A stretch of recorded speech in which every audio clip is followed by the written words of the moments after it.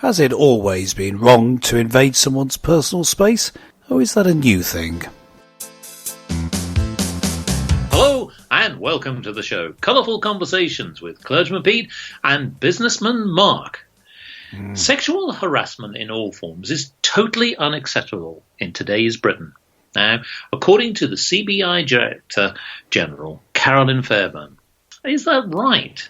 Are we actually now starting to see more and more allegations from all forms of life, whether it's politicians, whether it's the film industry, or many other areas of our lives? Are we seeing now a situation where we're judging people on the past on our values of today? Now, with me today is Clergyman Pete. Now, Clergyman Pete, I'm starting to see that attitudes are changing towards social interaction. Now, what is going on here?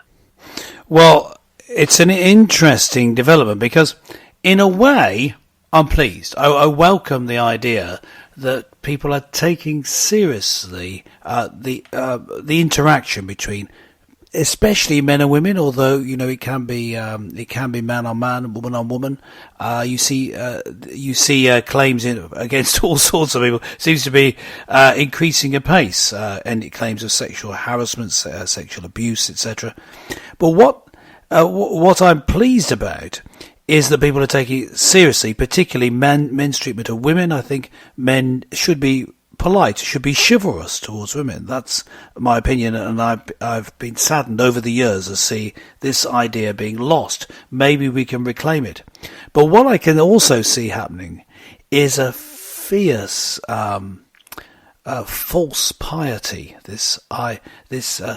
Throwing, you can tell that it's falsely pious because of the total lack of sense of humour by people who espouse this idea that if you touched, let me give you what it feels like, an exaggeration. This man touched my knee 38 years ago, and he needs to go to prison for life. That's what it feels like happening. Why? Well, I think that's something we're going to explore during this show. But at its heart, I believe it's a reaction against something that we've lost, a certain innocence about sexuality that has been lost, and we want it back. We want back that feeling that there's something not only special, but something holy, something sacrosanct about sexual expression that has been lost if you can just claim it with a touch. Well, indeed. I mean, in fact, now we've got to ask the question: is where do the actual boundaries lie? Because let's take it and put this in context. If we look at 40 years ago, in the 1970s, attitudes were very, very different. The old bit of nudge, nudge, wink, wink, slap and tickle. People were often a little bit more socially interactive. For example, if your bottom happened to be slapped with a little bit of fun, perhaps maybe it would have been overlooked. Today, it's a different situation. And that's not to say, and again, we really want to put this in context here, that people's lives can be harmed if they find that their own personal space is invaded and their self-esteem is affected and their dignity is compromised. Clearly, that has to be stamped out. In fact, even the CBI has actually come out and made a bold statement and accused that businesses are not doing enough to stamp out sexual harassment in the workplace. Of course, we would definitely say, as you said at the beginning of the show, Clergyman Pete, that clearly, there's good that's being done to try and make sure that there's fairness in the workplace and in society. But are we right to start thinking about, judging people on the values today and what happened in the past? Now, I know that when I was at school, I could certainly say whether it was teachers' attitudes and behaviour towards children was very different to today. I could walk into a classroom and certain unruly children might be beaten about the head, possibly even having their bottom slapped for not moving along in a queue quick enough. And in fact, even in society, if you just happen to sort of casually glance at a woman in a sort of suggestive way, it was just part of society. Today, things are very different. And I think that what we're seeing here is we're seeing some examples where it's getting clearly out of hand. You mentioned about politicians making some suggestive remarks. Well, let's be honest, it's already out there. Michael Fallon, the Defence Secretary, Theresa May has accepted his resignation. He's now left his position. Allegedly, it's because of a couple of things he did in the past, which weren't acceptable today, and one or two things he may have suggested to some cabinet colleagues. Now, this is a man who's probably, in his late 50s, probably, and clearly he accepts that attitudes have changed. But if we look at some of the extreme examples in certain industries, like in Hollywood, we've seen the issues of Harvey Weinstein are right at the extreme end of harassment. Clearly that has to be addressed. But it's odd that we're seeing more and more of these scandals pour out into the public's attention for something that people did many, many, many years ago that were really just simple but light flirtations. So the question then is, what is acceptable today? Yes. Now, whoever you are, wherever you are, whether you're in government, whether you're a business leader, whether you're just a member of society, there isn't, as I see it, an actual model or something that you can really say, well, these are the boundaries in which you work. So how do you as a citizen now know what's right and what's wrong? Yeah. Well, but you see, the thing, yes, I think that's right. You don't know where the boundaries are because they keep shifting. And I see this as an issue. I want to take this back to it's the core, the heart of the problem. What we've been talking about is different activities, touching inappropriately, suggestive remarks. Now, these, if they are inappropriate, shouldn't be done. The question is when are they inappropriate? And the thing is that the whole attitude to sex has changed over the years, such that sex used to be thought of, even though it wasn't confined to this, it was thought that it should be confined to marriage between men and women, a man and a woman for life, not men and women, not polyamorous relationships, a man and a woman for life, and that was it. Yes. That was where it should be. So anything outside of that was a little bit risque, you see. So therefore, it would be funny to make a sexual remark because you knew it wasn't allowed. You see, then it becomes funny. But if you remove the fact that it's definitely not allowed, then what was a funny remark could be a message of intent. No, I intend to really do that. And so suddenly everything changes. And I believe that's why. That's the problem. It's not that people have got worse, or that people have got more puritanical, really. What it is that people have become too free, too loose in what is allowable for sexual behaviour. Making it such that you can't make jokes about it, you can't have a friendly touch, because it all might be a sexual advance. But if you knew that it couldn't be, that it wasn't allowed, then you would know something was a joke. It could only ever go so far. But if it went further, then some people would be in deep trouble. Now, you could tell me about other businesses, Mark. You have more of your finger on the pulse of what's happening in business more than I do. I was about to say... Let me tell you, it's placed very carefully. Yeah, placed very carefully on the pulse. But I was about to say something a bit more about a particular industry, because this has sort of highlighted this explosion of people being accused of sexual harassment. Which started with, of course, Harvey Weinstein. The Harvey Weinstein effect is what it's been called. Yes. It's made me realise where a lot of this ultra-feminism, you might call it, this reaction against men, even looking at women, has come from. And I think of women, actresses who speak out about this, having grown up in the culture of Hollywood, where these behaviours still continue. If someone were to do what Harvey Weinstein had done, if someone were to do a microcosm of it, a woman would sue him and own his company. It wouldn't be allowed. In Hollywood, they've got away with it because of the power dynamic. He could offer someone a chance at the role of a lifetime. So it's been distorted, I would say. Now, am I right in that? I mean, thinking that in in other industry, actually things have been tightened up, moved on, and sexual misbehaviour and inappropriate behaviour is really stamped down on. Well, I want to take on this point because from a business perspective, I think what I would like to highlight here is that there is no one standard. Here's a few examples. You're right that, as you say, the Harvey Weinstein effect is coming through. So in America, clearly there is a huge wave of exposure. The media lens and business lenses around how an industry has suddenly been allowed to really almost hide this fact and not address some of those perhaps those exploitations that have either taken place by an individual or possibly a group of people.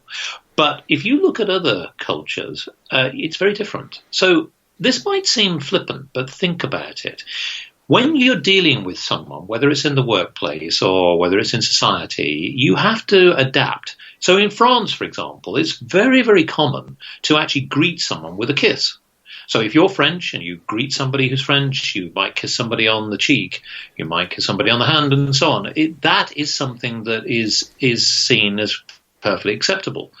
What could happen, it might be misinterpreted very, very differently. So, for example, if you went to the Middle East and tried to do the same, that would be unacceptable because, again, culturally, if you were, say, to make an advance to a woman, and even if you were to actually hold out your hand and grab a woman's hand to make a gesture, a very perfectly honourable gesture, as you would perhaps take the Western cultural values to greet someone, that in itself could still be deemed to be offensive. And I think that in business, and there are many other examples that people will probably sort of shouting at us right now, sort of virtually saying, but there's more. Well, there is, absolutely. So it doesn't matter whether you go to Russia, whether you go to Australia, whether you go to Africa, and so on.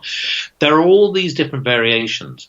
The point being is that there isn't a standard that we're starting to see that is truly defined, particularly in places like the United Kingdom and in America.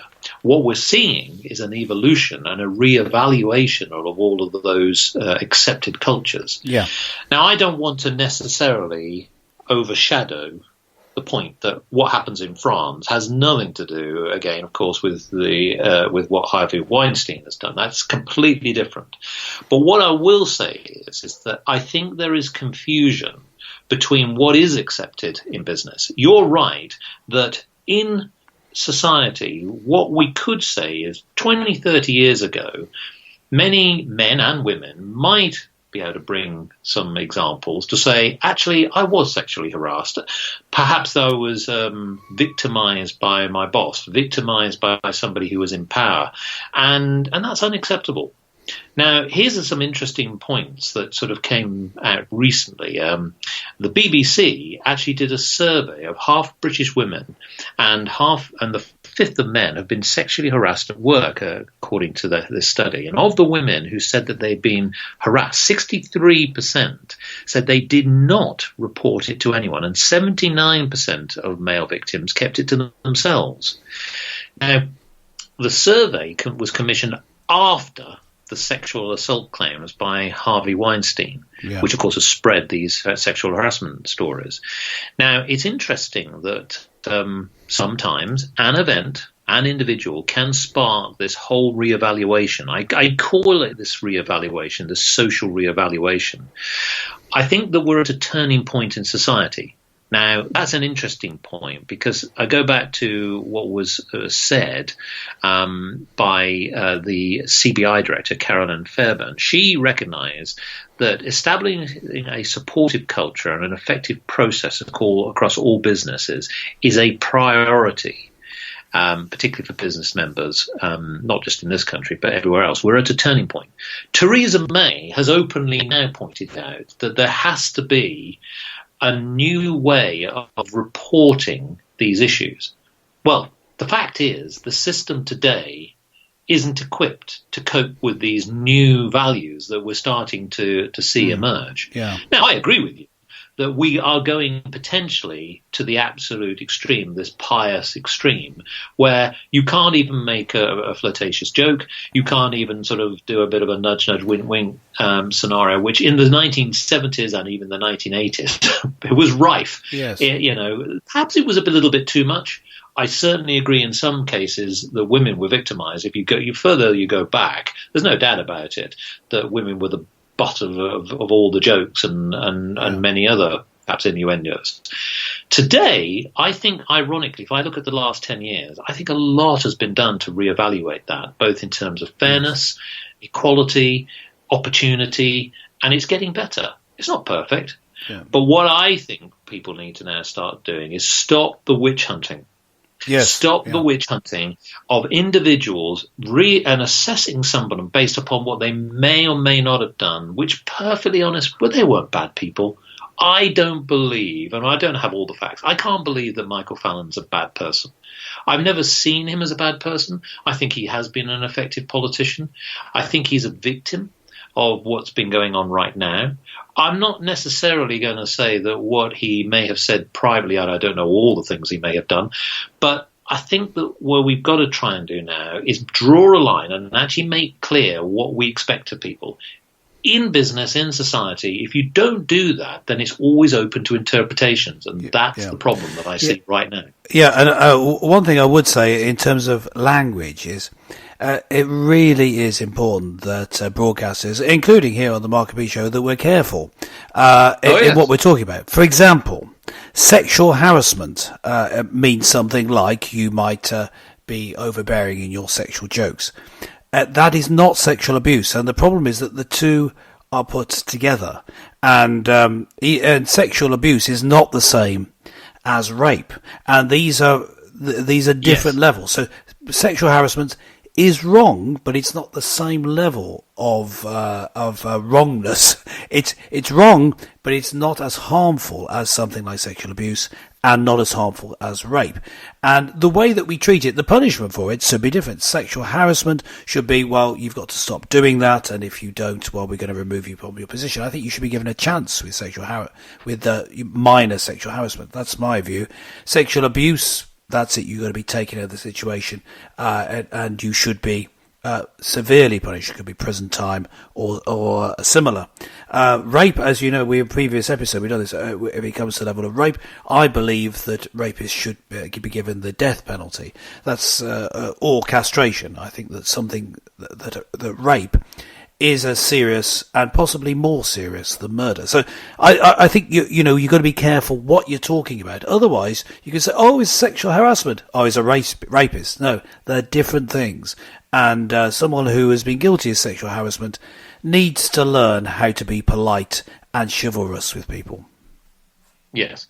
Well, no, I completely agree with that, and I think listeners, what do you sort of think about this? And I've got a sort of a little poem here that sort of might sort of summarise some of the things to consider here about values of the past, and maybe have to sort of think again a little bit about how you move forward.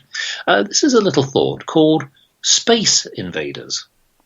Slap and tickle were the best of friends, and filled their time with lots of fun. Each loved a nudge and a wink. That's how their lives were run. Slap was quick and very hard, and could make a strong impression. Tickle was tiny and touched funny bones to lift the doom and depression. Everywhere they appeared in public, they noticed a world that was alien and strange.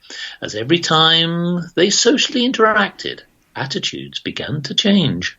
Slap started to lose face when people disliked his friendly tickle. They talked of invading personal space. Even politicians appeared quite fickle. Tickle today is vilified and tormented, while Slap was slapped with a fine. So before you make your next social move, be careful of crossing the line. Yes. So, listeners, what do you think? Are we invading your space on this subject? Well, let us know. Why not fill out the contact form and let us know your thoughts? Just simply go on to www.markandp.com and let us know.